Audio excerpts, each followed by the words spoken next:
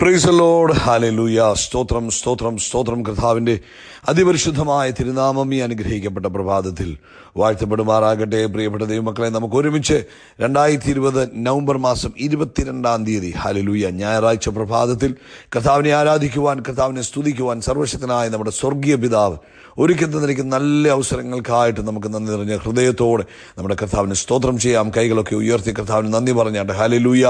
സ്തോത്രം സ്തോത്രം സ്തോത്രം സ്തോത്രം സ്തോത്രം. ഹല്ലേലൂയ.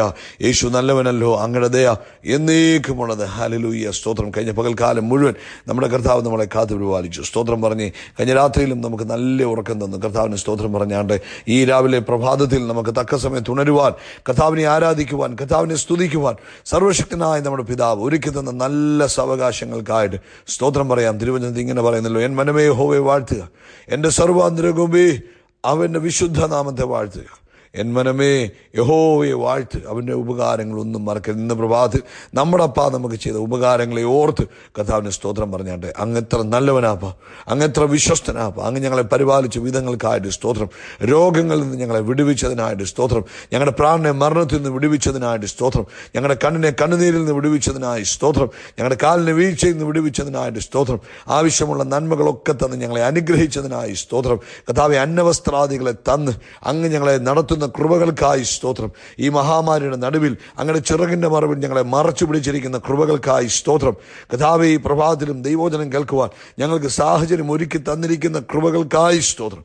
അങ്ങേ ഞങ്ങൾ ആരാധിക്കുന്നു, അങ്ങേ ഞങ്ങൾ സ്തുതിക്കുന്നു, അങ്ങേക്ക് ഞങ്ങൾ നന്ദി പറയുന്നു. അങ്ങയുടെ നാമത്തെ ഞങ്ങൾ ഉയർത്തുന്നു. ഈ പ്രഭാതത്തിൽ അങ്ങ് വലിയവനാപ്പ, ഓ അങ്ങ് വിശ്വസ്തനാപ്പ, അങ്ങ് മാറാത്ത ദൈവമാകിയാൽ അങ്ങേക്ക് നന്ദിയോടെ സ്തോത്രം. ഹല്ലേലൂയ. സ്തോത്രം സ്തോത്രം സ്തോത്രം സ്തോത്രം സ്തോത്രം. 102 സങ്കീർത്തനങ്ങളിൽ ദാവീദ് ഇങ്ങനെ പറയുന്നത്, എൻ്റെ മനസ്സുറച്ചിരിക്കുന്നു, ഞാൻ പാടും, എൻ്റെ മനം കൊണ്ട് ഞാൻ കീർത്തനം ചെയ്യും. ഹല്ലേലൂയ. വീണയും കിണരുമായുള്ളവേ ഉണരുവേൻ, ഞാൻ അധികാരത്തെ ഉണരും. യഹോവേ, വംശങ്ങളുടെ ഇടയിൽ ഞാൻ അങ്ങേക്ക് സ്തോത്രം ചെയ്യും. ജാതികളുടെ മധ്യേ ഞാൻ അങ്ങേക്ക് കീർത്തനം പാടും. അങ്ങയുടെ ദയ ആകാശത്തിനും ഇത് വലുതാകുന്നു, അങ്ങയുടെ വിശ്വസ്തത മേഘങ്ങളോളം എത്തുന്നു. ദൈവമേ, അങ്ങ് ആകാശത്തിനും ഇത് ഉയർന്നിരിക്കണമേ, അങ്ങയുടെ മഹത്വം സർവ്വഭൂമിക്കും മീതെ തന്നെ. ഹല്ലേലൂയ. അതെ, ആ സകല മഹത്വത്തിനും പുകഴ്ചയ്ക്കും യോഗ്യനായ നമ്മുടെ കർത്താവിനെ നമുക്ക് ഹൃദയം നിറഞ്ഞ് സന്തോഷത്തോടെ സ്തോത്രം ചെയ്യാം. കർത്താവ് നല്ലവനല്ലോ, അവൻ്റെ ദയ എന്നേക്കുമുള്ളത്. ഹല്ലേലൂയ. സ്തോത്രം. നമുക്ക് പ്രാർത്ഥിക്കാം. എല്ലാ കണ്ണുകളും അടഞ്ഞിരിക്കട്ടെ. ഒരുമിച്ച് പ്രാർത്ഥിക്കാം. ഞങ്ങളുടെ സ്വർഗീയ പിതാവേ, യേശു ക്രിസ്തുവിൻ്റെ നാമത്തിൽ ഞങ്ങൾ ഒരുമനപ്പെട്ട് ആ പൊന്മുഖത്തേക്ക് നോക്കുന്നു. ഇന്ന് പ്രഭാതത്തിൽ കർത്താവെ, ഞങ്ങളങ്ങേ സ്തുതിക്കുന്നു, ഞങ്ങളങ്ങേ ആരാധിക്കുന്നു, ഞങ്ങളങ്ങേ വാഴ്ത്തുന്നു. കഴിഞ്ഞ പകൽ ഞങ്ങളെ നടത്തിയ വിധങ്ങൾക്കായി സ്തോത്രം. രാത്രി ഞങ്ങൾക്ക് തന്ന നല്ല ഉറക്കത്തിനായിട്ട് സ്തോത്രം. ഈ പ്രഭാതം ഞങ്ങളെ ഉണർത്തിയ കൃപകൾക്കായി സ്തോത്രം. അപ്പാ, ഈ പകൽക്കാലം അങ്ങ് ഞങ്ങളെ അത്ഭുതകരമായി നടത്തുന്നു. അങ്ങയുടെ വിശ്വസ്തതയെ ഓർത്ത് ഞങ്ങൾ അങ്ങേക്ക് നന്ദി പറയുന്നു. അപ്പോൾ ഇന്ന് പ്രഭാതത്തിൽ ഈ ശബ്ദം കേൾക്കുന്ന എല്ലാ അങ്ങയുടെ പ്രിയപ്പെട്ടവർക്കായിട്ടും സ്തോത്രം ചെയ്യുന്നു. ഓരോരുത്തരെയും അങ്ങയുടെ കൈകളിലേക്ക് തന്ന് പ്രാർത്ഥിക്കുന്നു. കർത്താവേ, ഇന്ന് പകൽക്കാലം നിന്റെ കുഞ്ഞുങ്ങളുടെ ആവശ്യങ്ങൾ എന്തു തന്നെ ആയിക്കോട്ടെ, അതിനകത്ത് അങ്ങ് അത്ഭുതം ചെയ്യണമേ. അങ്ങേക്ക് ഒന്നും അസാധ്യമല്ലല്ലോ. അങ്ങ് ചെങ്കടലിനെ പിളർന്ന് വഴി തുറന്നു കൊടുത്ത ദൈവമാണ്. അങ്ങേക്ക് എന്തെങ്കിലും അസാധ്യമായിട്ടുണ്ടോ? ഇന്ന് പകൽക്കാലം തൻ്റെ കുഞ്ഞുങ്ങൾ ഭാരപ്പെട്ടിരിക്കുന്ന വിഷയത്തിൽ, വേദനപ്പെട്ടിരിക്കുന്ന വിഷയത്തിൽ, നിരാശപ്പെട്ടിരിക്കുന്ന വിഷയത്തിൽ, കർത്താവേ, പ്രത്യാശ നഷ്ടപ്പെട്ടിരിക്കുന്ന വിഷയങ്ങൾ യേശുവിൻ്റെ നാമത്തിൽ അത്ഭുതം നടക്കട്ടെ. യേശുവിൻ്റെ നാമത്തിൽ അത്ഭുതം നടക്കട്ടെ. യേശുവിൻ്റെ നാമത്തിൽ അത്ഭുതം. നഷ്ടപ്പെട്ടു, ആ വഴി അടഞ്ഞു എന്ന് പറഞ്ഞിരുന്ന ചില സാഹചര്യങ്ങൾ ഇന്ന് പകൽക്കാലം അത് ആമേൻ തൻ്റെ കുഞ്ഞുങ്ങൾക്ക് അനുകൂലമായി വീണ്ടും തുറക്കപ്പെടുന്നതിനായി സ്തോത്രം. അങ്ങനെ കൃപ കൊണ്ട് തൻ്റെ കുഞ്ഞുങ്ങളെ നിറയ്ക്കുന്ന വൻ കൃപകൾക്കായി സ്തോത്രം. അതെ, അടഞ്ഞുപോയി, ഇനി അവിടെ ഒരു ചാൻസ് ഇല്ല എന്ന് പറഞ്ഞ് ആമേൻ എഴുതി തള്ളിയ വിഷയങ്ങൾ ആമേൻ ഇന്ന് പകൽക്കാലം കർത്താവ് ചില അത്ഭുതങ്ങളിലൂടെ വീണ്ടും ആരംഭിക്കുന്നതിനായി സ്തോത്രം ചെയ്യുന്നു. കർത്താവേ, ഇന്ന് ശബ്ദം കേൾക്കുന്നതിൻ്റെ കുഞ്ഞുങ്ങൾ രോഗികളായിരിക്കുന്നവരുണ്ടെങ്കിൽ യേശു ക്രിസ്തുവിൻ്റെ നാമത്തിൽ സൗഖ്യമാകട്ടെ. അങ്ങെല്ലാ രോഗത്തിനും നല്ല വൈദ്യനാണ്. അതുകൊണ്ട് ഇന്ന് പ്രഭാതത്തിൽ ഞങ്ങൾ സകല രോഗികളെയും അങ്ങയുടെ കരങ്ങളിലേക്ക് ഏൽപ്പിച്ച് പ്രാർത്ഥിക്കുന്നു. യേശു ക്രിസ്തുവിൻ്റെ നാമത്തിൽ സൗഖ്യമാകട്ടെ. യേശു ക്രിസ്തുവിൻ്റെ നാമത്തിൽ രോഗബന്ധനം അഴിയട്ടെ. യേശു ക്രിസ്തുവിൻ്റെ നാമത്തിൽ രോഗാത്മാവ് വിട്ടുമാറട്ടെ. പൂർണ്ണ സ്വസ്ഥത, പൂർണ്ണ സ്വാതന്ത്ര്യം, ആരോഗ്യം തൻ്റെ കുഞ്ഞുങ്ങൾക്ക് കൊടുത്തിരിക്കുന്നതിനായിട്ട് സ്തോത്രം ചെയ്യുന്നു. കർത്താവിൻ്റെ കൃപ കൊണ്ട് നിറയ്ക്കുന്നതിനായി സ്തോത്രം. പ്രത്യേകിച്ച് അസിഡിറ്റിയാൽ ഭാരപ്പെടുന്നവർക്ക് വേണ്ടി വീണ്ടും പ്രാർത്ഥിക്കുക. കർത്താവേ, ഇൻഡസ്റ്റൈനിനകത്ത് പ്രോബ്ലം ഉള്ളവർക്ക് വേണ്ടി ഞങ്ങൾ പ്രാർത്ഥിക്കുന്നു. എൻ്റെ കർത്താവ് സൗഖ്യമാക്കുന്ന യഹോവയാണല്ലോ. യേശു ക്രിസ്തുവിൻ്റെ അടിപ്പെടലാൽ ഞങ്ങൾക്ക് സൗഖ്യം വന്നല്ലോ. ഇന്ന് പകൽക്കാലം പരിപൂർണ്ണ സൗഖ്യം കർത്താവെ അങ്ങ് കൊടുത്തിരിക്കുന്നതിനായിട്ട് സ്തോത്രം ചെയ്യുന്നു, സ്തോത്രം ചെയ്യുന്നു, സ്തോത്രം ചെയ്യുന്നു. നഖത്തിൽ അസ്വസ്ഥത വന്ന് ബുദ്ധിമുട്ടിയിരിക്കുന്നവർക്ക് വേണ്ടി പ്രാർത്ഥിക്കുന്നു. യേശുവിൻ്റെ നാമത്തിൽ നെയിലുകൾ ഹീലാകട്ടെ. നെയിലുകൾ ഹീലാകട്ടെ, നെയിലുകൾ ഹീലാകട്ടെ. അതുപോലെ സാമ്പത്തിക പ്രതിസന്ധി, കടഭാരം, ജോലിയില്ലാത്ത അവസ്ഥയൊക്കെ അങ്ങയുടെ കൈകളിൽ അങ്ങ് അത്ഭുതം ചെയ്യണമേ കർത്താവ്. അങ്ങേക്കൊന്നും അസാധ്യമല്ലല്ലോ. അങ്ങ് അത്ഭുതം ചെയ്യണമേ കർത്താവ്. അങ്ങ് വിടുവിക്കണമേ കർത്താവ്. അങ്ങ് സർവശക്തനാകിയാൽ സ്തോത്രം. അപ്പാ, ഞങ്ങൾ വീണ്ടും പ്രാർത്ഥിക്കുന്നു, അങ്ങയുടെ കൈകളിലേക്ക് ഏൽപ്പിച്ചു പ്രാർത്ഥിക്കുന്നു. Oh, thank you Holy Spirit of God. കർത്താവെ, നന്ദിയോടെ സ്തോത്രം. കർത്താവെ, നന്ദിയോടെ സ്തോത്രം. ഇന്ന് കറുത്ത ദിവസമാണല്ലോ, ലോകമെമ്പാടും അങ്ങേ ആരാധിക്കുന്ന ദിവസമല്ലേ കർത്താവെ. ഇന്നത്തെ സഭായോഗങ്ങളെ ഞങ്ങൾ അനുഗ്രഹിച്ചു പ്രാർത്ഥിക്കുന്നു. അങ്ങയുടെ മഹത്വം എല്ലാ ആലയങ്ങളിലും വ്യാപരിക്കണമേ, ഓൺലൈൻ മീറ്റിങ്ങുകളിൽ വ്യാപരിക്കണമേ. അങ്ങനെ ജനം ഏക ഹൃദയത്തോടെ അങ്ങേ ആരാധിക്കുവാൻ, ഏക മനസ്സോടെ അങ്ങേ ആരാധിക്കുവാൻ കർത്താവെ അങ്ങയുടെ വരുത്തുന്ന കൃപകൾക്കായി സ്തോത്രം. അങ്ങ് അത്ഭുതങ്ങളെ ചെയ്യുന്നതിന് നന്ദി കർത്താവെ. അങ്ങയുടെ മഹത്വം വ്യാപരിക്കണം. കൊറോണയാൽ ഭാരപ്പെടുന്നവർക്ക് വേണ്ടി പ്രാർത്ഥിക്കുന്നു. അവിടെയും ദൈവിക വിടുതൽ കാണുവാൻ കർത്താവ് സഹായിക്കണം. യേശു ക്രിസ്തുവിൻ്റെ നാമത്തിൽ തന്നെ.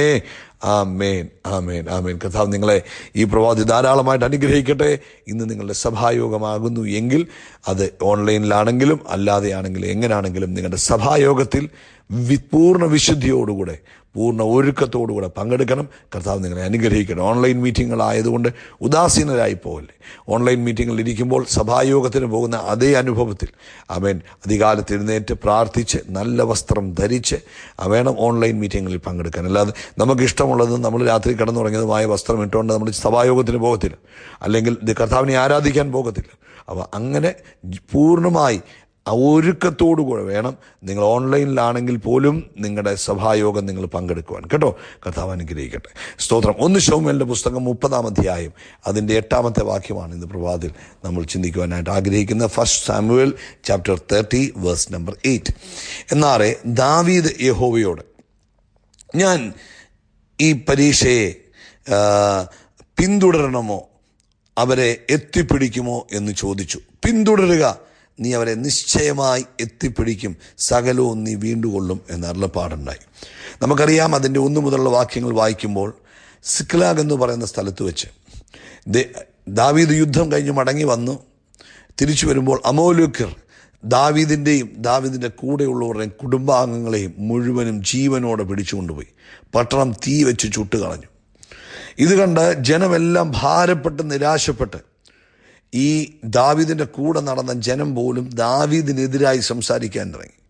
ഇവനെ കല്ലെറിഞ്ഞു കൊല്ലണം, ഇവനൊരുത്തൻ കാരണമല്ലേ നമുക്ക് ഈ നഷ്ടങ്ങളെല്ലാം വന്ന്, നമ്മുടെ ഭാര്യമാരും കുഞ്ഞുങ്ങളും ഒക്കെ നഷ്ടപ്പെട്ടത് ഇവൻ കാരണമാണ് എന്നുള്ള ചിന്തയിൽ ദാവീദിനോട് പിറുപിറുക്കുകയും ദാവീദിനെ കല്ലെറിഞ്ഞു കൊല്ലുവാൻ തീരുമാനിക്കുകയും ചെയ്തു. അങ്ങനെ ഇരിക്കുമ്പോൾ ദാവീദ്, വേദപുസ്തകത്തിൽ ഇങ്ങനെ എഴുതി, ദാവീദ് തൻ്റെ കർത്താവിൽ ബലപ്പെട്ടു. ആമേൻ. എന്നിട്ട് ദാവീദ് പുരോഹിതനോട് പറഞ്ഞു, എഫോദ് കൊണ്ടുവരാൻ പറഞ്ഞു. എന്നിട്ട് ദാവീദ് ദൈവത്തോട് ചോദിച്ചു, കർത്താവേ, ഞാൻ ഈ സൈന്യത്തെ പിന്തുടരണമോ? ഞാൻ ഇവരുടെ പുറകെ പോയാൽ ആമേൻ കർത്താവിൻ്റെ പ്ലാൻ എന്താണെന്ന് ചോദിച്ചു. ഉടനെ കർത്താവ് പറഞ്ഞു, നീ പിന്തുടരുക. ഹല്ലേലൂയ. അവനെ നീ പിന്തുടരുക, നീ സകലവും വീണ്ടുകൊള്ളും എന്ന അരുളപ്പാടുണ്ടായി. ഇന്ന് പ്രഭാതത്തിൽ പരിശുദ്ധാത്മാവ് നമ്മളോട് സംസാരിക്കുന്ന ദൂത്, സകല കാര്യങ്ങളും നമ്മുടെ കർത്താവുമായിട്ട് കൺസൾട്ട് ചെയ്തിട്ട് അല്ലെങ്കിൽ ആലോചിച്ചിട്ട് ദൈവിക ആലോചന പ്രാപിച്ച് ചെയ്യുക എന്നുള്ളതാണ് ഇന്നത്തെ സന്ദേശം. അപ്പോൾ ദാവീദ് ദൈവത്തോട് ചോദിച്ചു.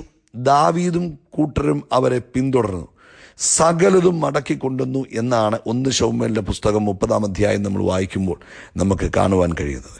അതിനകത്തുനിന്ന് പരിശുദ്ധാത്മാവ് നമ്മളെ പഠിപ്പിക്കുന്നത്, നമ്മുടെ ജീവിതത്തിലെ ഏത് സാഹചര്യമാണെങ്കിലും, ചെറിയ കാര്യമായിക്കോട്ടെ വലിയ കാര്യമായിക്കോട്ടെ, ആൽഫയും ഒമേഗയുമായ ആരംഭവും അവസാനവുമായ നമ്മുടെ കർത്താവിനോട് ഏത് കാര്യവും ഏത് സമയവും ഡിസ്കസ് ചെയ്യുക.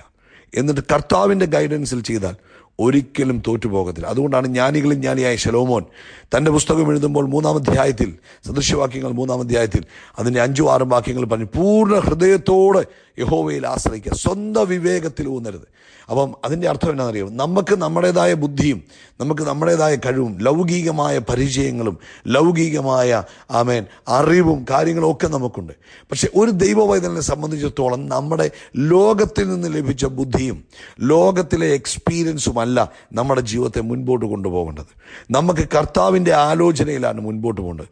ലോകപരമായി ചിന്തിക്കുമ്പോൾ അല്ലെങ്കിൽ പ്രാക്ടിക്കൽ മനസ്സിൽ ആമേൻ നമ്മുടെ നോർമൽ ഇൻ്റലിജൻസ് വെച്ച് നമുക്ക് ചിലപ്പോൾ നല്ലതായിട്ട് തോന്നാം, ചിലപ്പോൾ തീയതായിട്ട് തോന്നാം, കൊള്ളത്തില്ലെന്ന് തോന്നാം, കൊള്ളാമെന്ന് തോന്നാം. പക്ഷേ നമ്മൾ ചെയ്യേണ്ടത് അങ്ങനല്ല. നമ്മൾ ചെയ്യേണ്ടത് ലോകത്തിൽ നമുക്ക് ഉള്ള അറിവോ പരിചയമോ ബുദ്ധിയോ വെച്ചല്ല ജീവിക്കേണ്ടത്. നമ്മുടെ എല്ലാ കാര്യങ്ങൾക്കും തീരുമാനമെടുക്കേണ്ടത് നമ്മുടെ കർത്താവായിരിക്കണം. നമ്മുടെ യേശു ആയിരിക്കണം. അതുകൊണ്ട് എന്ത് ചെറുതായിക്കോട്ടെ വലുതായിക്കോട്ടെ കൺസൾട്ട് ചെയ്യണം. അതുകൊണ്ട് പറഞ്ഞത് സ്വന്തം വിവേകത്തിൽ ഊന്നരുത്, നിന്റെ എല്ലാ വഴികളിലും അവനെ നനച്ചുകൊള്ളുക, അവൻ നിന്റെ പാതകളെ നേരെയാക്കും.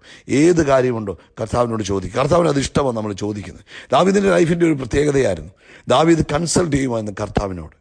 അപ്പം ദാവീദ് 2 ശമൂവേലിൻ്റെ പുസ്തകം 5-ാം അധ്യായം 17 മുതൽ താഴോട്ടുള്ള വാക്യങ്ങൾ നമ്മൾ വായിക്കുമ്പോൾ നമുക്കറിയാം, ദാവീദിന് നേരെ ഫിലിസ്തീർ വന്നു, യുദ്ധത്തിനായിട്ട് വന്നു. അത് നിങ്ങൾ വായിച്ചാൽ മതി കേട്ടോ, നമുക്ക് ആ വാക്യങ്ങൾ മൊത്തം വായിച്ചു തരാൻ സമയമില്ല. 2 ശമൂവേൽ 5:17 മുതൽ താഴോട്ട് വായിക്കണം. അപ്പോൾ ദാവീദ് യഹോവയോട്, ഞാൻ ഈ ഫിലിസ്തീനു നേരെ പുറപ്പെടണമോ, അവരെ എൻ്റെ കയ്യിൽ ഏൽപ്പിച്ചു തരുമോ എന്ന് ചോദിച്ചു. കണ്ടോ, ദാവീദ് ചോദിച്ച 2 കാര്യങ്ങൾ: ഞാൻ പുറപ്പെടണമോ, 2 അവരെ അങ്ങൻ്റെ കയ്യിൽ ഏൽപ്പിച്ചു തരുമോ. അപ്പോൾ കർത്താവ് എന്നാ പറഞ്ഞു? പുറപ്പെടുക, ഞാൻ ഫിലിസ്തീനെ നിന്റെ കയ്യിൽ ഏൽപ്പിക്കും എന്ന് യഹോവ ദാവീദിനോട് അരുളി ചെയ്തു. ആമേൻ. അങ്ങനെ ദാവീദ് എന്നാ പറയുന്നത്, ദാവീദ് അവരെ തോൽപ്പിച്ചു. 20-ാമത്തെ വാക്യം പറയുന്നു, ദാവീദ് അവരെ തോൽപ്പിച്ചു. ആമേൻ. പിന്നെ 23-ാം വാക്യത്തിൽ പറയുന്നപ്പോൾ 22-ാം വാക്യം പറഞ്ഞു, ഫിലിസ്തീർ പിന്നെയും വന്നു. ഇവർ പിന്നെയും വഴക്കിന് വന്നപ്പോൾ ദാവീദ് പിന്നെയും കർത്താവിനോട് ചോദിച്ചു.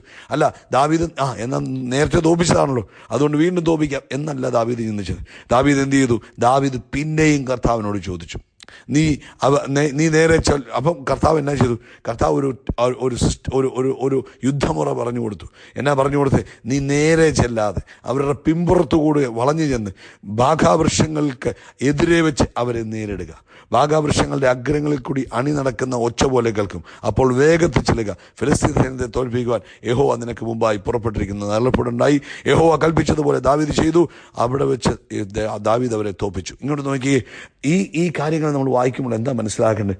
ദാവീദ് ദൈവത്തോട് ആലോചന ചോദിക്കുമ്പോൾ ദൈവം ജയത്തിനുള്ള വഴിയൂടെ പറഞ്ഞു കൊടുക്കുക. അവൻ എങ്ങനെ ചെയ്യണമെന്നൂടെ പറഞ്ഞു കൊടുക്കുക. ഹല്ലേലൂയ. ദാവീദിന് യുദ്ധം അറിയാൻ മേലാഞ്ഞിട്ടല്ല, ദാവീദിന് സിസ്റ്റം അറിയാൻ മേലാഞ്ഞിട്ടല്ല, ദാവീദിന് പരിചയമില്ലാഞ്ഞിട്ടല്ല. പക്ഷെ ദാവീദിനറിയാം, സ്വന്തം ബുദ്ധിയിൽ ചെയ്യുന്നത് കൊണ്ട് വിജയിക്കുകയല്ല, പക്ഷെ ദൈവത്താലാണെങ്കിലോ കർത്താവിൻ്റെ കൃപ നമ്മുടെ കൂടെ ഇരിക്കും. അതുകൊണ്ട് എന്നെ കേൾക്കുന്ന പ്രിയ ദൈവമക്കളെ, നിങ്ങളുടെ ജീവിതത്തിലെ ഏത് കാര്യമായിക്കോട്ടെ, എന്നാൽ ദാവീദിൽ നമുക്ക് ഇനിയും പഠിക്കാനുണ്ട് കേട്ടോ. ദാവീദ് ദൈവത്തോട് ചോദിക്കാതെ ചെയ്ത കാര്യങ്ങളുണ്ട്. ദാവീദ് ദൈവത്തോട് ചോദിക്കാതെ ചെയ്ത കാര്യങ്ങൾ 1 ദിനവൃത്താന്ത പുസ്തകം 21-ാം അധ്യായത്തിൻ്റെ 1 മുതൽ 30 വരെയുള്ള വാക്യങ്ങളിൽ ദാവീദ് ദൈവജനത്തെ എണ്ണാൻ തീരുമാനിച്ചു. സാത്താൻ പ്രേരിപ്പിച്ചെന്ന 1-ാം വാക്യം പറയുന്നത്. ദൈവജനത്തെ എണ്ണാൻ പ്രേരിപ്പിച്ചു. 1 ദിനവൃത്താന്തം, ഫസ്റ്റ് ക്രോണിക്കൽസ് ചാപ്റ്റർ 21 1 മുതൽ 30 വരെ വായിച്ചു നോക്കിക്കേ. അതിനകത്ത് കാണാം, ദാവീദ് സാത്താൻ്റെ പ്രേരണയാൽ എന്ത് ചെയ്തു? ദൈവജനത്തെ എണ്ണാൻ തീരുമാനിച്ചു. ദാവീദ് തൻ്റെ പട്ടാള കമാൻഡറോട് പറഞ്ഞപ്പോൾ കമാൻഡർക്ക് ഇഷ്ടമില്ലായിരുന്നു. കമാൻഡർ പറഞ്ഞു, ഇതെല്ലാം നിനക്കുള്ളതല്ലേ, ദൈവം തന്നല്ലേ, നീ എന്തിനാ എണ്ണുന്നത്? പിന്നെ രാജാവിൻ്റെ കൽപ്പനയല്ലേ, ചെയ്യാതിരിക്കാൻ പറ്റുമോ? അങ്ങനെ ചെയ്യിച്ചു. പക്ഷെ അത് ദോഷമായി മാറി.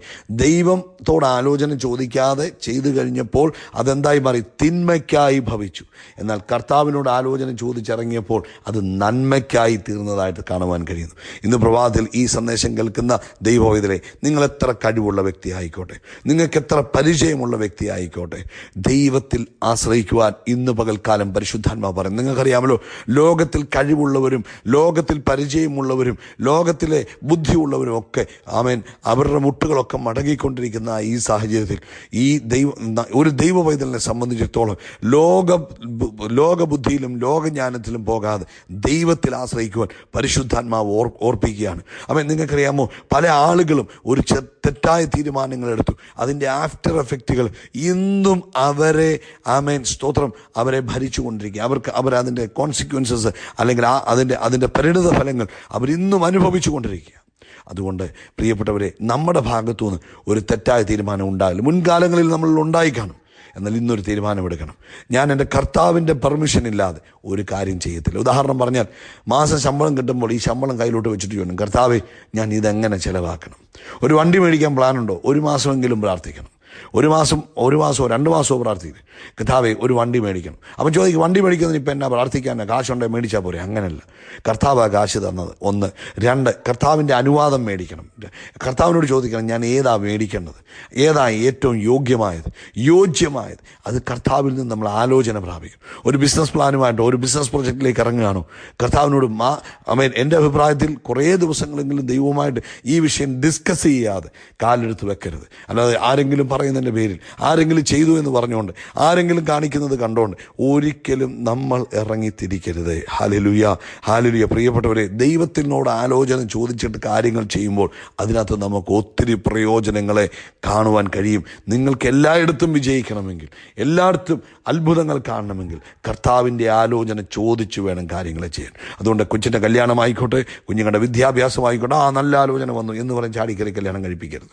നിങ്ങൾ പ്രാർത്ഥിക്കണം, കർത്താവേ, ദൈവഹിതമാണോ, ദൈവാലോചനയാണോ, ദൈവത്തിൻ്റെ പദ്ധതിയാണോ, കർത്താവേ അത് ഞങ്ങളോട് പറയണം എന്ന് പറഞ്ഞ് പ്രാർത്ഥിക്കുമ്പോൾ ദൈവം അത് കാണിച്ചു തരും. ആമേൻ. ആ കോളേജ് നല്ലതാ, ഈ കോളേജ് നല്ല എന്ന് ആരെങ്കിലും പറയുന്നത് കേട്ടല്ല നിങ്ങളുടെ കൊച്ചിനെ സ്കൂളിലോ കോളേജിലോ വിടണ്ട. കർത്താവ് പറയട്ടെ, കർത്താവിൻ്റെ ആലോചന വരട്ടെ. നിങ്ങൾ പ്രാർത്ഥിക്കുക, ദൈവം നിങ്ങൾക്ക് ആലോചന തരും. നിങ്ങളൊരു വീട് പണിയാൻ ആഗ്രഹിക്കുന്നു, കർത്താവിനോട് ചോദിച്ചാട്ടെ. നിങ്ങൾ ഒരു ശുശ്രൂഷയ്ക്ക് വേണ്ടി ഇറങ്ങാൻ ആഗ്രഹിക്കുന്നു, അല്ല ഞാൻ ഇനി എൻ്റെ ജോലി ഉപേക്ഷിച്ച് ശുശ്രൂഷയ്ക്ക് പോവാം എന്നൊരു തീരുമാനമെടുക്കാൻ ആഗ്രഹിക്കുക, അല്ല ഞാൻ ഇന്ന കാര്യങ്ങൾ ചെയ്യാൻ ആഗ്രഹിക്കുന്നു, അല്ലെങ്കിൽ ഇന്നടത്ത് പോയി സുവിശേഷം പറയണമെന്ന് ആഗ്രഹിക്കുന്നു, എന്തുമായിക്കോട്ടെ പ്രിയപ്പെട്ടവർ, ആലോചന ചോദിച്ച് ചെയ്താട്ടെ. ദൈവിക ആലോചനയിൽ കർത്താവ് ഗ്രീൻ ലൈറ്റ് കാണിച്ചു, ഗോ ഹെഡ് എന്ന് പറഞ്ഞ് നിങ്ങൾ കാലെടുത്ത് വെച്ചാൽ പിന്നോട്ട് നോക്കേണ്ട വരത്തില്ല, പരാജയം മണക്കത്തില്ല, രുചിക്കത്തില്ല. എന്നാൽ കർത്താവിൻ്റെ ആലോചനയില്ലാതെ ചാടി ഇറങ്ങുമ്പോൾ പലയിടത്തും പരാജയം അനുഭവിക്കുക. അതുകൊണ്ട് ഇന്ന് പകൽക്കാലം ദൈവത്തിൻ്റെ മക്കളെ നമ്മളെ ജയോത്സവമായിട്ടാണ് ദൈവം നടത്തുന്നത്, പരാജിതരായിട്ടല്ല നടത്തുന്നത്. അതുകൊണ്ട് ഏത് കാര്യമായിക്കോട്ടെ, സ്മോൾ ഓർ ബിഗ്, അമേൻ. എന്തിനു വേണം, ഒന്ന് മാർക്കറ്റിലോട്ട് പോയി ഒരു സാധനം മേടിക്കാൻ പോകണം, കർത്താവിനോട് പറയണം, കർത്താവേ ഇങ്ങനൊരു ആഗ്രഹമുണ്ട്, നിൻ്റെ ഹിതമാണോ, അങ്ങ് ആഗ്രഹിക്കുന്നു, അങ്ങനെങ്കിലേ എന്നെ അയക്കാവുള്ളൂ എന്ന് പ്രാർത്ഥിച്ച് ചെയ്തേ എല്ലാ കാര്യങ്ങളും കർത്താവുമായിട്ടൊന്ന് ഡിസ്കസ് ചെയ്തേ, കൺസൾട്ട് ചെയ്തേ, ഡെഫിനറ്റ്ലി കർത്താവ് നിങ്ങളെ ഗൈഡ് ചെയ്യാൻ തുടങ്ങും. പ്രിയപ്പെട്ടവരെ, അതൊരു ശീലമായി മാറ്റണം കേട്ടോ. കർത്താവ് നിങ്ങളെ അനുഗ്രഹിക്കട്ടെ. ഓൾവേസ്, എപ്പോഴും, ഏത് ചെറുതായിക്കോട്ടെ വലുതായിക്കോട്ടെ, ഇമ്മീഡിയറ്റ്ലി ചോദിക്കും. ഇങ്ങോട്ട് നോക്കിയേ, നമ്മുടെ കൂടെ ഒരു നല്ല പക്വതയുള്ള ഒരാളുണ്ടെങ്കിൽ, പ്രായമുള്ള ഒരാളുണ്ടെങ്കിൽ നമ്മൾ ചോദിക്കത്തില്ലേ? എന്നാൽ നമ്മുടെ കൂടെയല്ല, നമ്മുടെ ഉള്ളിൽ വസിക്കുന്ന ദൈവത്തിൻ്റെ ആത്മാവ്, കർത്താവ് നമ്മുടെ ഉള്ളിലാണ് വസിക്കുന്നത്. അദ്ദേഹത്തോട് ചോദിക്കണം, ഏത് കാര്യമുണ്ടെങ്കിലും ചോദിക്കണം. ചോദിച്ച് ചെയ്യേ, he will guide you wherever you want to go.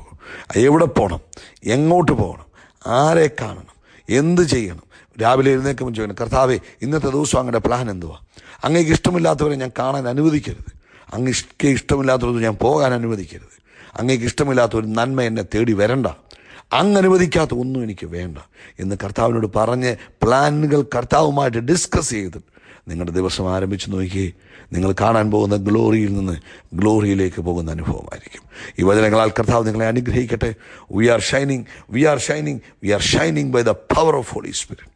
God bless you, God bless you, God bless you. എല്ലാ കാര്യങ്ങളും കർത്താവിനോട് ഡിസ്കസ് ചെയ്യണം. രാവിലെ എഴുന്നേറ്റ് ഇരുന്ന് കർത്താവിൻ്റെ കൂടി ഇരുന്ന് പ്ലാനുകൾ, പദ്ധതികളെല്ലാം പറഞ്ഞ് കർത്താവിൻ്റെ ഗൈഡൻസിൽ പോവുക. കർത്താവ് അനുഗ്രഹിക്കട്ടെ. Hallelujah. God bless you, God bless you, God bless U. Thank you.